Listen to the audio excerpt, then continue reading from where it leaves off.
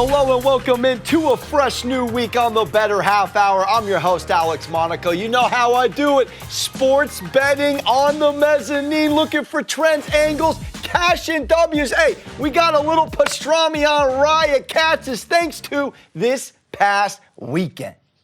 Hello, friends. I'm wearing green for the Masters, baby. The hottest golfer. Scotty's on fire. I think a top 10 finish could be a decent play. The man that basically looks like Happy Gilmore's caddy. You can sprinkle if you want. I think top 10 could be decent value. The 2020 runner-up. One of those FOMO picks. You don't want to miss out on him.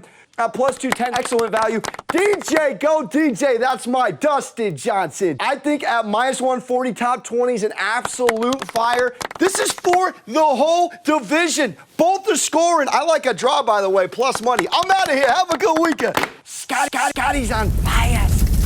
Scotty Scheffler, 4 wins in 57 days. Hasn't been done since 1960. Arnold Palmer. That is the heat check the man is on. Mazel to him. Hopefully you cash some W's. Let's, though, pivot to some NBA talk. Just want to break down the seedings of what we have here. And we'll start out in the West. Now, we know Suns are 1, Grizzlies are 2. We have the Warriors now dancing officially against the Nuggets. Dallas going against Utah.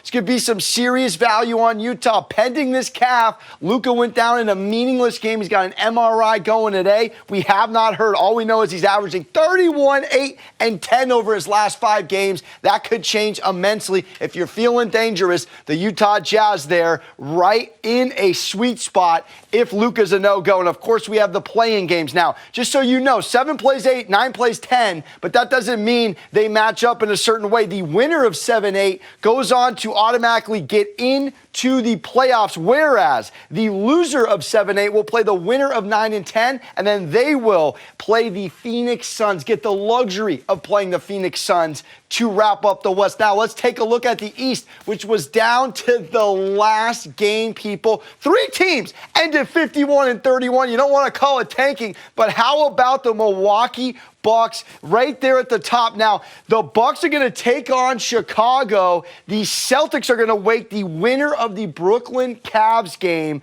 in that 2-7 matchup. Of course, we know winner of Atlanta and Charlotte will play the loser of Brooklyn and Cleveland, which is probably going to be Cleveland. And then they will dance against the Miami Heat, who, oh, by the way, I hit to win the East before the season if you've been with us since day one. And then, of course, you have Philly going against Toronto in the 4-5 slot. And that is your Eastern Conference breakdown. As we completely flip the script now, we're getting on a little footy because we got Champions League going down. And this is some serious interesting implications here with Bayern Munich backs up against the wall. Huge favorite at home, but they were shut out by Villarreal, their first loss at home in the Champions League game.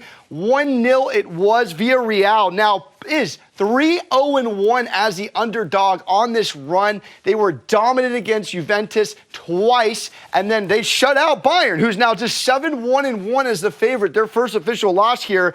Now, Villarreal has been in this similar position. Can they take care of Bayern? Well, we know that this team is incredible. It's still the number 1 offense in the Champions League, averaging 3.3 goals per game. 1 all but 2. They're also 14 wins in their last 15 on Tuesday Champions League home matches. They got back to great form over the weekend in the Bundesliga. So I think this is going to be a hook, line, sink. I got a pick for you at the end real quick, though.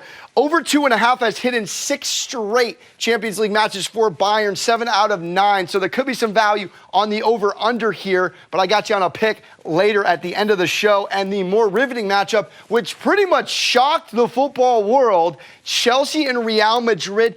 Benzema has hit not 1 but 2 hat tricks, tip of the fro to him in a row. 3 versus PSG, 3 versus Chelsea, and they go on the road to Stamford Bridge and catch a W. Chelsea now has to catch up on a 2-goal thought here. This is the first time they are actually underdogs in the Champions League this season, and first time they've been underdogs at home in a very long time, and first in the Champions League. Now, they did spank Southampton 6-0 at home over the weekend to get back into some form. But goodness gracious, they got to go against Real Madrid. 8 of their last 9 Real Madrid has won across all competitions. Absolutely cooking.